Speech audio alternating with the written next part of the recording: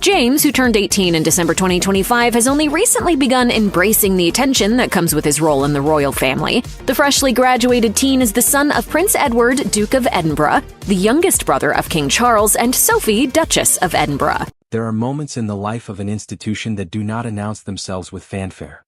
They do not arrive on the front pages of newspapers before they happen. They do not trend on social media in the days leading up to them. They simply occur, quietly and with great deliberateness, and then the world slowly begins to understand what it has just witnessed. The acceptance of a princely title by James Alexander, the son of Prince Edward and Sophie, the Duke and Duchess of Edinburgh, is precisely that kind of moment. It is not a moment of noise. It is a moment of consequence. And if you take the time to understand what it truly represents, you will recognize it as one of the most carefully constructed, deeply meaningful acts of royal duty this generation has ever produced. To understand why this matters, you must first set aside everything you think you know about the British royal family from the headlines of the last decade. Set aside the drama. Set aside the tabloid narratives and the streaming confessionals and the transatlantic press wars. Strip all of that away and look at what remains. What remains is an ancient institution navigating a modern world, searching for the right people to carry it forward with dignity, intelligence, and genuine conviction. And in James Alexander, that institution has found exactly what it was looking for. Not by accident, not by luck, but because of choices made over 18 years with extraordinary patience and extraordinary wisdom.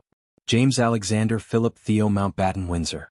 That is the full weight of the name he now carries into his official royal duties as a Prince of the United Kingdom. And every single part of that name matters. James, a name with deep British royal heritage. Alexander, a name that evokes strength and leadership across centuries of European history. Philip, the name that links him directly and deliberately to his grandfather, Prince Philip, the Duke of Edinburgh, the man who stood beside Queen Elizabeth II for over 70 years and who shaped the internal architecture of the modern British monarchy with a discipline and a clarity of purpose that few figures in royal history have ever matched. And Theo, a name that speaks of the divine, of purpose, of a calling that goes beyond mere circumstance. The Philip in that name is the key that unlocks the deeper meaning of this moment. It was not placed there carelessly. In royal families, names are never merely names. They are statements of intention. They are inheritances made visible. When Prince Edward and Sophie chose to place the name Philip among their sons' given names, they were doing something that went far beyond sentiment or honor. They were declaring a continuity. They were saying, in the language of dynasties, that this child carries something of that man forward into the future. And now, as James steps into his official title as a prince, the world is beginning to understand just how literally that declaration was meant. Prince Philip, Duke of Edinburgh, was one of the most singular figures in the history of the House of Windsor. He was not born into the British royal family. He came to it from the outside, from a background of European royalty and personal hardship, and he forged himself into the defining force of one of the world's most enduring institutions. He was disciplined in a way that bordered on severity. He was intellectually rigorous in an era when royals were not expected to be. He had a deep and serious engagement with science, technology, and the natural world that manifested in his passionate support for the Duke of Edinburgh's award, a program that has shaped the lives of millions of young people across the globe. He was, above all, a man who understood that the monarchy was not a privilege to be enjoyed but a responsibility to be discharged. Every single day. Without complaint. Without fanfare. Without ever placing his own comfort or his own desires above the duty he had accepted. These are not small qualities. These are not the qualities that come easily or naturally to most people, particularly most young people growing up in an environment of extraordinary privilege. And yet, if you look at James Alexander today, at the way he carries himself, at the choices he has made, at the manner in which he has prepared for this moment, you see every single one of those qualities reflected back. The patience, the discipline, the intellectual seriousness, the willingness to subordinate the personal to the institutional. The understanding that a title is not a reward but a responsibility. James did not simply inherit these qualities through the accident of blood. He absorbed them, deepened them, and made them his own. The story of how that happened begins with his mother. Sophie, the Duchess of Edinburgh, is a figure who has been consistently and significantly underestimated by the mainstream royal commentary, and that underestimation is a mistake of considerable proportion.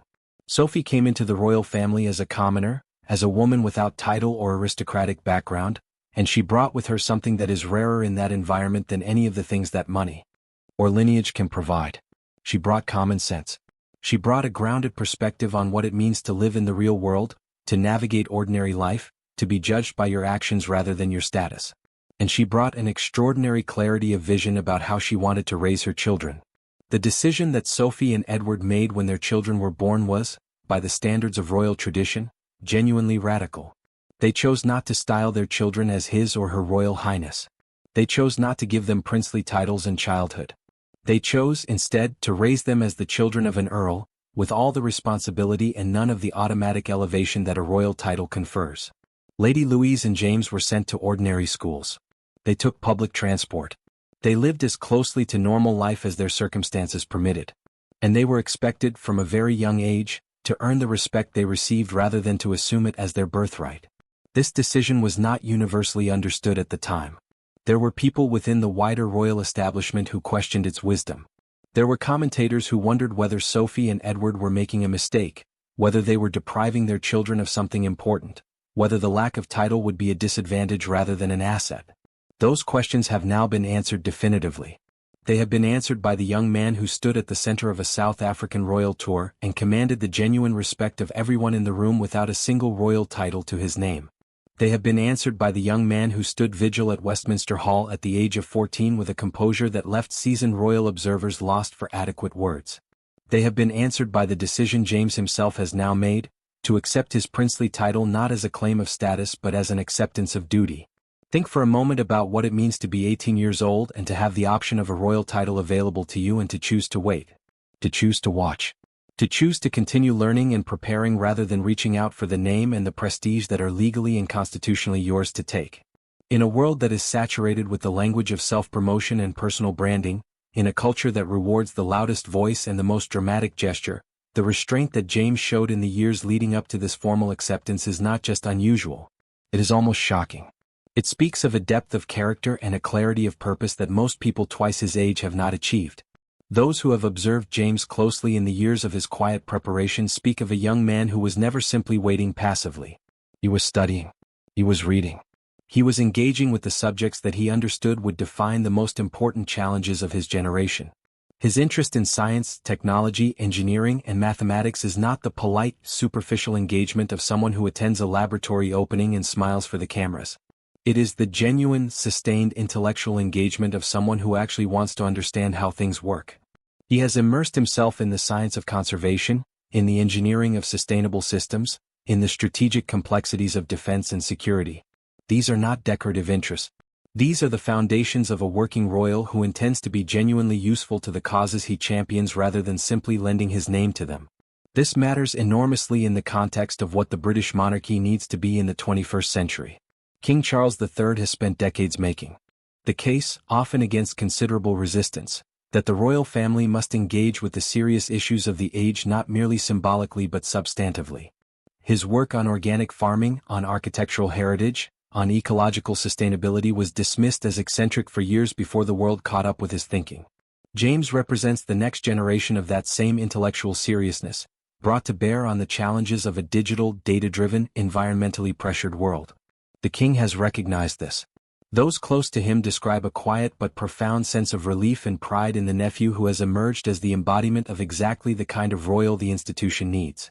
The relationship between James and the Prince of Wales, William, is another dimension of this story that deserves careful attention because it is central to understanding the strategic significance of James's formal entry into the working royal family.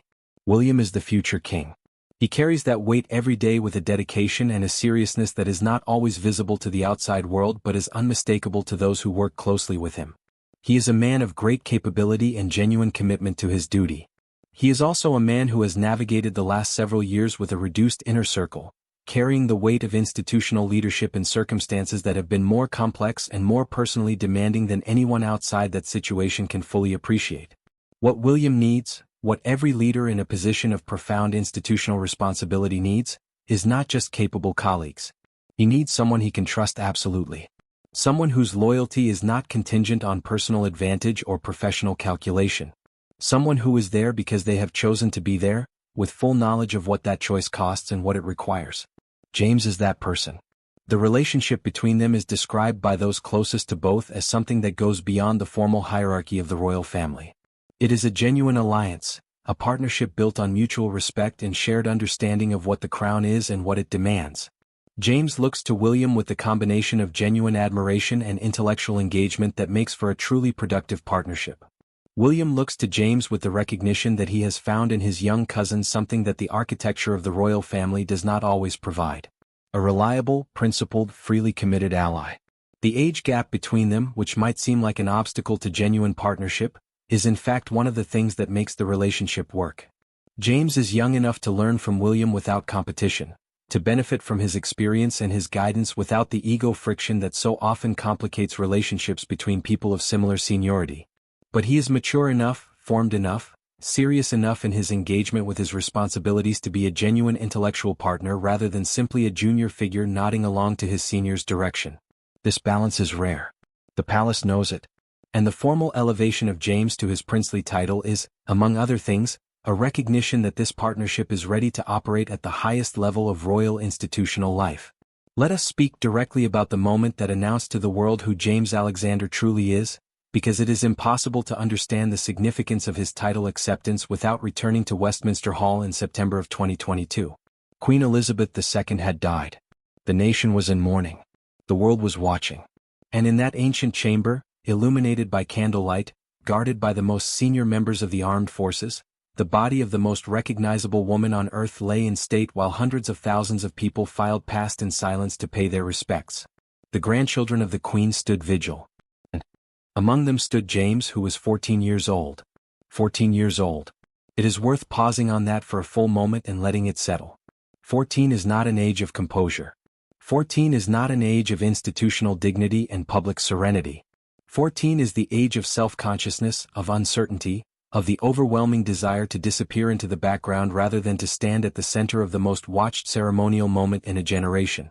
And yet James stood there with his head bowed and his bearing absolutely steady, with the quiet gravity of someone who understood exactly where he was and what he was doing and why it mattered. He was not performing. He was not straining to appear older or more composed than his years. He was simply present, fully and completely, in the way that genuine character rather than practiced display produces. Veteran royal correspondents who have covered decades of royal events spoke afterward with an unusual candor about what they had witnessed. The consensus was not simply that James had done well for his age. The consensus was that James had demonstrated something that age had very little to do with. He had demonstrated the particular quality of stillness that comes from a person who knows who they are and why they are there. That quality cannot be taught in the conventional sense. It can be cultivated, it can be encouraged, it can be created through the right environment and the right guidance, but ultimately it has to come from within. And in James it clearly does. Those who understand the tradition of fly fishing in the Scottish Highlands will understand something that outsiders might initially miss about why the stories of James's afternoons at Balmoral with his grandfather matter so much. Fly fishing is not a sport. Or rather, it is not merely a sport. It is a discipline of attention. It requires the practitioner to become so completely present in their environment that the boundary between observer and observed begins to dissolve. You must understand the water. You must understand the wind, the light, the temperature, the mood of the ecosystem around you. You must achieve a quality of silence that is not merely the absence of sound but the absence of distraction, the absence of the internal noise that most of us carry through our lives without even noticing it. Prince Philip understood this. He used it, those long quiet hours beside the River Dee in the Scottish Highlands, not just as recreation but as education. Not formal education. Something deeper. The education of character through direct encounter with the natural world and its demands. James received that education. He sat beside his grandfather on cold Highland mornings when other children might have been looking for warmer entertainments. He learned to wait without impatience. He learned to observe without imposing his own expectations on what he was observing. He learned that the world does not yield its secrets to those who demand them but to those who are still and attentive enough to receive them. These lessons are not metaphorical when applied to royal service. They are directly, practically applicable to every element of public life that James will now be formally engaged in. The patience to listen when others want to speak. The observation to understand a room before trying to influence it. The stillness to project authority without aggression. The deep attention to the person in front of you that makes them feel genuinely seen and genuinely heard rather than processed and moved on. This last quality, the ability to make people feel genuinely heard, was on vivid display during the international tour that served as James's first major introduction to the world stage as a representative of the crown. The details of that tour have been analyzed extensively by those who cover royal affairs professionally, and what they describe is consistent and remarkable. James did not perform royal engagement. He practiced it in its truest sense. He was interested in the people he met not as recipients of royal attention but as individuals with lives and perspectives and knowledge that he genuinely wanted to understand. He asked questions that demonstrated he had prepared seriously for each interaction, that he understood the context and the complexity of the work being done. He listened in a way that is vanishingly rare in high-profile public life, with his full attention directed outward rather than inward, with no visible calculation of how he was appearing or what impression he was making. The people who met him on that tour, conservation leaders, community representatives, government officials, veteran diplomats, came away with a consistent response that the journalists covering the tour found themselves almost reluctant to write because it seemed to resist the language of ordinary royal coverage. They were moved. Not charmed, not impressed in the conventional celebrity sense, but genuinely moved by an encounter with a young man who seemed, in every interaction, to be completely present and completely committed to understanding the person in front of him. This is James's greatest gift. It is the gift that Sophie's upbringing and Philip's mentorship combined to produce. And it is the gift that the monarchy most needs in the world it now inhabits. We cannot speak of this moment without acknowledging directly the context in which it occurs. The British monarchy has faced significant challenges over the past decade. The departure of the Duke and Duchess of Sussex from royal duties created a gap in the working royal family that was never simply about numbers. It was about the kind of young, internationally recognizable, publicly engaged royal presence that the institution depends upon to remain relevant and vital in the public imagination, particularly among younger generations. Various adjustments have been made. Various approaches have been tried. But the fundamental question of where the next generation of committed, capable, publicly trusted working royals would come from remained more pressing than many acknowledged openly. James's elevation answers that question in a way that no structural adjustment or institutional rearrangement could. He does not fill a gap left by someone else. He creates something new. He represents the emergence, fully formed and thoroughly prepared, of exactly the kind of royal that the 21st century version of this ancient institution needs. Young but not inexperienced. Intellectually serious but never remote or inaccessible. Genuinely engaged with the real world and its real challenges, but absolutely clear about his commitment to the institution and to the service that commitment demands. He is, in the language of the structural engineers, the palace sometimes resembles in its internal discourse, a load-bearing addition rather than a decorative one. There is a dimension to this story that extends beyond the palace and beyond the commentariat and beyond even the millions of people who follow royal affairs with sustained and genuine interest. It extends to the question of what stories a society tells itself about the values it considers most important. For a long time, the dominant royal story, the one that consumed the most attention and generated the most discussion, was a story about the conflict between personal fulfillment and institutional duty, about the irreconcilability of individual desire and public responsibility. That story has real human truth in it. These are real tensions that real people experience. But it is not the only royal story available. And it is certainly not the most important one. James offers a different story. He offers the story of someone who looked at those same tensions and made a different choice. Not because the tensions were not real for him. Not because the appeal of private life was absent. Not because he was unaware of what accepting a royal title and a life of royal service would cost in terms of personal freedom and ordinary human autonomy. He was entirely aware. He was raised by a mother who made sure he understood the world he was choosing, not the world he was escaping into. And having understood it fully, he chose it.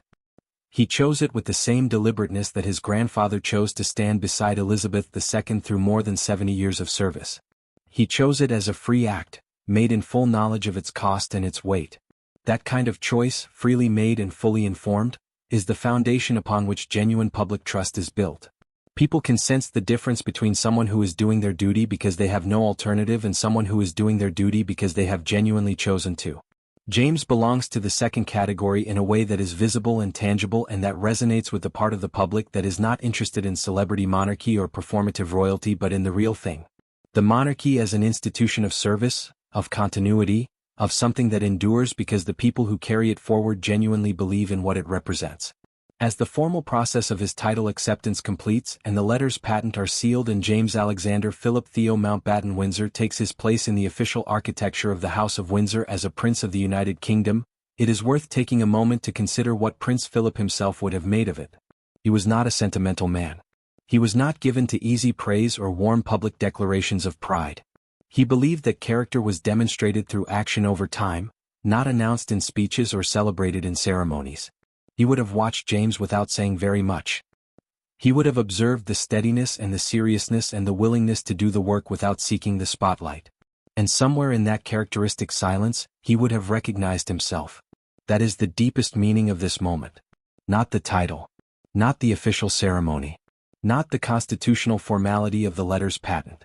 The deepest meaning is the continuation of a philosophy, a way of being in the world that prioritizes substance over appearance, service over status, the long disciplined arc of genuine achievement over the short bright flash of public attention.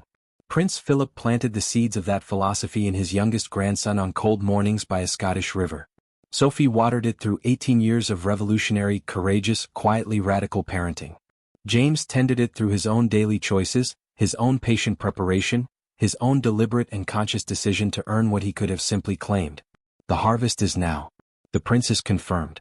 The heir to Philip's legacy has stepped forward.